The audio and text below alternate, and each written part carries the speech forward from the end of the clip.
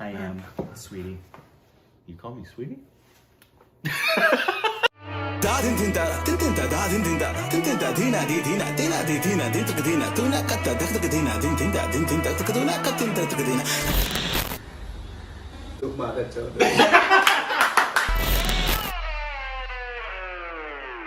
Hi, welcome back to our stupid reaction to some Corbin. I'm Nick. Nick follows on Instagram, Twitter, Facebook, content, some Patreon, Twitter account, ring the bell, and guess what? Bye! Follow us on our own personal YouTube channels. Links in the descriptions below, all of them. He fell down, go boom.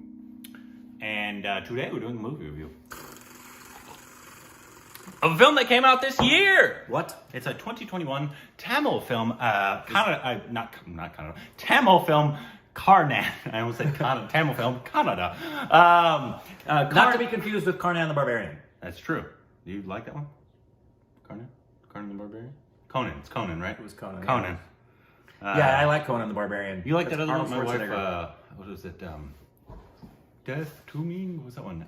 Death to Me? Ming. He's like The Road Warrior? Flash. Oh, Flash. Yeah. Wow. Let him save every one of us. Yeah. Anyways, random. Sorry.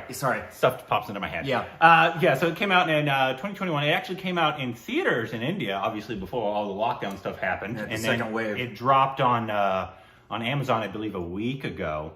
And so this is a new Tamil film starring Dhanush. Directed and written by Mari Selvaraj. Forgive me if I'm mispronouncing that. And obviously starring Dhanush, Lal. There's a couple of Rajesh Vijayan, Yogi Babu. and then these two, I think. Yeah, Gauri Kishan and Lakshmi Priya. And there's a lot Chandra Modi. a lot of people in this film. So obviously we can't say them all, but so if you haven't watched it, go watch it. Come back if you don't like to be spoiled. It came out a while ago, so I think we're fine just doing the spoiler review right now. Yep. But Rick, your initial thoughts, please. Ultimately, I'm sorry for Dhanush fans, I didn't like it ultimately. Mm-hmm. Visually, Mm-hmm. the cinematography, especially at the outset of the film, Yeah, for sure. and then several spots throughout, stunning. Yeah, absolutely. I mean, by far, the best thing about this is if you just want to watch some gorgeous cinematography, and if you have a lifetime of understanding the symbolism and mythology and the metaphors that are a part of the story that come from, and I always butcher the name of the Sanskrit text, the longest poem in the world, the Mahabharata. I always ruin it. Yeah. If you have a framework for that, I bet you will like this 10 times more than someone who doesn't. Yeah, for sure. And it is for me, and I'll talk more about this. It falls victim, if I can use that word, I guess, to the same problems that the Christian film industry has, in that the Christian film industry will incorporate things from the Bible, and because they've incorporated things from the Bible, the people in the industry consider it to be meritorious when there's other aspects of it artistically that fall short, and they don't hear you when you say, but guys, can't you do what Mel Gibson does? Because he doesn't miss the artistic aspects of this and still does the stuff that you are holding up as meritorious. And the basic thing I think happened with this for me is it's not just lost in translation, it's the accentuation of that and the mythology and the metaphor and the symbolism when some of the other aspects artistically for me fell short. Yeah. Overall, I did enjoy it. I do have problems with it, probably similar problems that you had with it, that artistically I did have some issues, but overall I actually really enjoyed it, especially obviously the cinematography and the editing was absolutely gorgeous. I think I actually enjoyed most of the acting. I think one of the problems with some of the acting is more of the fact that it was sync sound as opposed to what is it called? I don't know what the technical term for it is. I know, me too. I'm losing my brain right now. What is it? Sorry, Kim. When they actually take the audio from on set, which is obviously very common for here. I don't like ripping films too much because I know there's entire industries in South, and that's just how they do it. Right. And I can't just rip every single film for it. Right. I think, but that was probably some of the issues I had with some of the acting is because it's just so jarring sometimes when you can see their mouth and it's moving and it's a different emotional tone than what they gave. Yeah, there were other sound things as well, and more than that, the sound issue I had was by the time we reached the big battle sequence, all of the striking sounds, no matter how far away they were from camera, no matter if it was a stick or a hand, the striking sounds were uniform. They were the same sound level and they were the same sound itself. Yeah. So but overall, I actually did enjoy it, and I did really, and I did see some of those things that he saw at the end. I did enjoy the last bit part, especially of the fight scene. This was a very like mythological style. It wasn't like obviously more realism in terms of the story of it. Even though it wasn't as visually carrying of this theme, it seemed to be like reminiscent in the same way of like Bahubali is. Right? So I noticed Dhanush actually had, I think,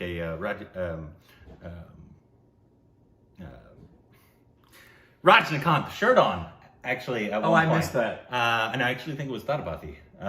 Well, then that would have been because we understand that there's parallels, and it's interesting that we just saw that in the midst of this because it's the same story, similar story. But I did enjoy that. Obviously, it was like it was a mythological style of a story where obviously he's the hero. There's a ton of symbolism. Some obviously more obvious than others. Sure. Some obviously there was no way we'd be able to get being not in that culture. Right. But I did enjoy a lot of that. I thought a lot of the actual fight was pretty good. Obviously, there was some stunt work that was a little cheesy, obviously at times, and also this did remind me sometimes of almost a Western.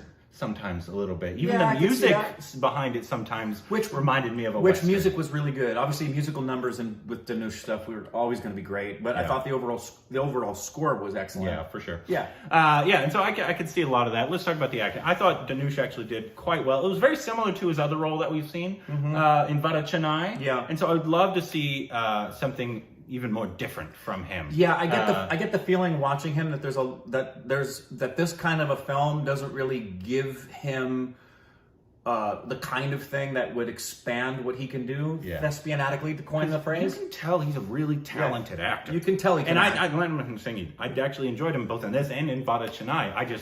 I know when like there's a role out there where like he could have sunk his teeth into and he could be like Fafa level at times. I can tell he has that level of talent in him. It's just obviously these two roles were just very similar to me. Yeah.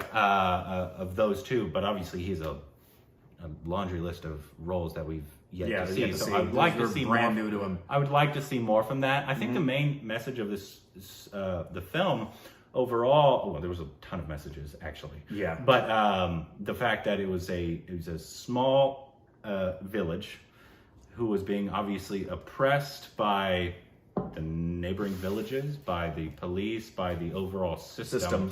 And they've basically overcome that, and they had to fight for it, essentially. Right. Almost like a Braveheart, or just 1,000 stories like that, where somebody who the little guy is overcoming all the obstacles. And obviously, this village is a incredibly passionate, tight-knit village.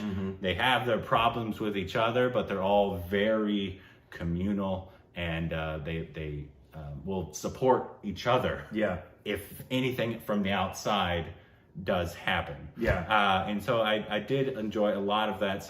There were some moments that it happens in a lot of films that we've seen in Indian cinema. It's just some of the over the topness sometimes does creep in there, and it does jar you a little bit. It's at least for us, not for you guys. Obviously, I know a lot of people really love this film, and when we say stuff like that, you don't see it, but that's obviously where we're coming from. That's kind of what we saw. Yeah. Sometimes, not that. I actually thought for the most part everybody was pretty subdued, except when you see some of the dubbing. Those are, I think, some of the main issues. Yeah, there wasn't anything. They're very subtle, and then you hear like this big, loud noise. I'm like, I know that's not coming from his mouth right now. Yeah, I didn't find there to be, while I didn't see anything brilliantly magnificent in the acting stuff, I didn't see anything glaringly horrifying. Where there's times where you're just watching it and you're like, okay, please just move on. I never experienced any of that. For sure. I'd say the larger thing, the two largest things for me that made it a challenge for me to become more engrossed and love the film. They both fall into that same category with, and I don't know how many of you have this frame of reference, but here in the States, there's the Christian film industry. And they've made films over the years. Kirk Cameron's made a lot of films over the years there. And the majority of them, 9 out of 10, they fall very short artistically, but they're applauded and heralded by the people within that industry and the Christian community. And that's very similar, reminiscent to me, of where you get an industry. I don't get that vibe because I have a really bad view of that industry, and that did not touch this. This was not fireproof by any stretch. No, but it was in this regard. It was in the fact that I think a lot of the applause for the film can be about the representation of the mythology and the metaphors and the connection from that ancient text and how it's being depicted on screen.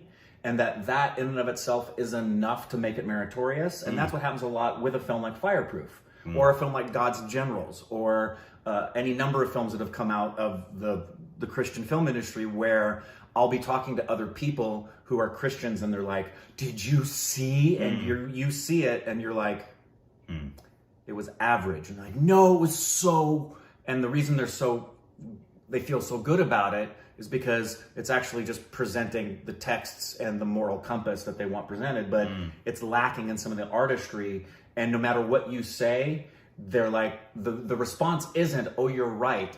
The artistry's lacking. The response that you get is, you just didn't get it. You didn't appreciate it. Does that make sense? Yeah, it makes sense. I don't know if I agree, just because maybe I just have a very different view of the Christian film industry. This was nowhere near that style, but I think I understand what you're saying, the messaging part of it. But I don't know if I would say that about this film. Sure. Like you said, my favorite part is probably, the cinematography in this. Unbelievable.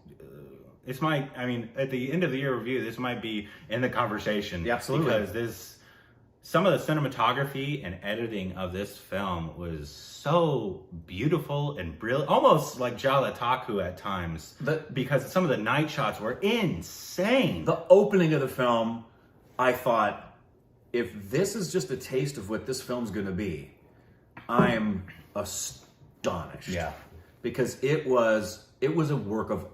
There were moments in this where you're just appreciating the cinematography because this is fine artistry. Yeah. Just absolutely breathtakingly stunning cinematography. Yeah, there was so many shots, especially when they with the little his sister who died obviously from the beginning. Yeah, and then she kept coming back with the mask, which I believe I figured out was in some cultures. I believe in Tamil Nadu. You guys can tell me if this is wrong, but when a woman or child dies really young, they almost become godlike. And so that was basically what it was. Okay. She became almost godlike, and that was the god mask that she had on. Got it. And so that's why you kept seeing that symbolism. I believe that's what I read, so you guys can tell me if that's correct or not. But some of those shots when she came in, they were stunning. Yeah. Especially some of the night shots that they had in this thing were insane. I just looked at them like, this is beautiful. And there were some things that we picked up on that you may think we missed, but we got in symbolism, like the kite/bird aspect sequence when the bird comes and steals and takes the stuff in the tree, as well as the police officer with his head off and the headless statues. What that meant. The sequence and structure of the film, how it runs and becomes that big battle. Yeah. Did some research because I wanted to see what is it I'm missing and could pick up on and better understand. Even something I understand this symbolism, but when it occurred, for me it seemed not spoon-fed, but just so obvious that it just didn't make an impact for me, like the untying of the donkey feet. Yeah, that one was the most obvious one. The most obvious. And then the larger thing for the storytelling aspect, it missed on two levels for me to connect me with the overall story. Not that there's anything wrong with the story, because the story, I think, is a very interesting story. Yeah. And I think they do a very good job not knowing the original Sanskrit text by any stretch of the imagination. It seems that this is a very good adaptation of that. Yeah. But the two aspects of storytelling that missed for me were, the first one was a great storytelling has a sense of being universal, and I felt like I was an outsider watching this thing take place. Again, the contemporary Christian film industry, where it's like the only ones who are going to like it are the Christians. And then the other aspect was I didn't get an empathetic connection. I didn't get a human condition aspect where because you don't always have to relate to the circumstance to connect to the characters and what they believe, what they're feeling, what they want. What I got, which happens a lot in some of the films that we see, I got a lot of anger, and then violence gets their anger out and gets the result of what they wanted. I didn't care very much about anybody in the end. I appreciated the metaphor and the symbolism, but when we're getting to the peak of the climax of everything and what happens to Grandpa, I would imagine you'd want me caring. And I didn't empathize with anybody. I think at least I thought they wanted you to probably care more for the community as a whole. Sure. Because obviously they even though they were going through all this stuff, they still very much wanted their village to be looked at well. That's why they wanted all their girls to go to school. And all the, and actually, I think the ending probably could have been cut where I'd never liked those endings where they go 10 years ever. I think it would have been a much stronger ending if they would have just cut right where they originally, before the 10 years later. I hate that. I was saying, I can probably assume what's going to happen in 10 years. I don't think you need to tell me. So I never liked those style of endings. But obviously I think they probably wanted you to care more about just the whole community. But yeah, I got that. I think the love interest, even though I thought they had good chemistry, was very good, by the way. A little underdeveloped. I would have liked to have seen more of that. And obviously I think the more of the story was about the community as opposed to them and their relationship. But I thought she did really well, and I thought they had good chemistry, her and Dhanush. The songs were awesome. We had seen one, I don't know if it ever made it to the channel, but maybe it was on Patreon, but the one, I think it was the funeral Dhanush was singing. It was the promotional piece, which is phenomenal. Really enjoyed that because, once again, he has so much energy about him. I think he's one, a talented actor, but he brings a good amount of energy to all of his roles. So I liked the score over all of this. And I think it probably could have been shorter as well. I think the sweet spot for this would have been 2 hours to 2:15 is probably where I would have probably preferred it, as opposed to I think it was 2:40. Which I would imagine a lot of people would think 2:40 is a pretty trim runtime when you consider the text this comes from and how long this actually is. But I thought for the most part the pacing did do pretty well. Maybe you guys can tell us why they do sync sound as opposed to in time sound, like having a sound person on set. Having live sound. Maybe you guys can tell us why some industries decide to just not do that. I don't know. But that's always a struggle. I know it's for both of us. It's always a struggle when you see that, because I can tell that that's not the real voice, so it takes me out of a lot of it. It interferes with suspension of disbelief. So you guys can tell me why they do that sometimes. I'm not going to blame this film specifically for it, because we've seen it in a lot of films. No, I don't know why they do it. Is it cost? Is it just people don't care? I can think of three things. I can think of the fact that it's because this is the way it's been done predominantly for so long, so they're used to it, and it's hard to change something that you're used to. Secondarily, it is a time saver, which is number 3, a money saver. When you don't have to do retakes because of sound, or then you have to do ADR work after the fact, you just do everything post. And when you're on set, it's going to save you a lot of time to not have to deal with that, which in turn will save you money. Especially when you want to make films and just pump them out. If you're making a lot of films in an industry, I guess. But for me, it minimizes the artistry. I would always prefer, because the actor's in a different place in a studio than he is on set. And so I can tell in the voice the difference in his emotion than when he was on set. And which is unfortunate, because what he looked on camera was really nice, and I actually probably would have preferred that over the audio I got. Of course. Because it's like what he was feeling. He was in the moment. Yes. So that's just a little of where we're coming from when we talk about that. It's just... That was probably my biggest end, but I hate griping on it just now because it's so prevalent. It's just, I can't just gripe on it in every film. I would like to understand why it happens. But overall, I did enjoy the film. I would like to see more Dhanush as well as the main lead as well. Oh, you know who else I did enjoy a lot? We didn't talk about him. Yogi Babu. Yeah, Yogi Babu. I enjoyed him a lot. I think he normally plays comedy roles. Oh, really? I believe so. You guys can tell me if I'm wrong. I actually liked him a lot, and his love interest is not Yogi's, but Dhanush's love interest. She was very good. I liked her a lot. So let us know the next Dhanush film. Give us one that he really, it's like a really great, different character. You know our style. Yeah. So, editing things. Yeah. Let us know what the next Dhanush film we should watch is down below.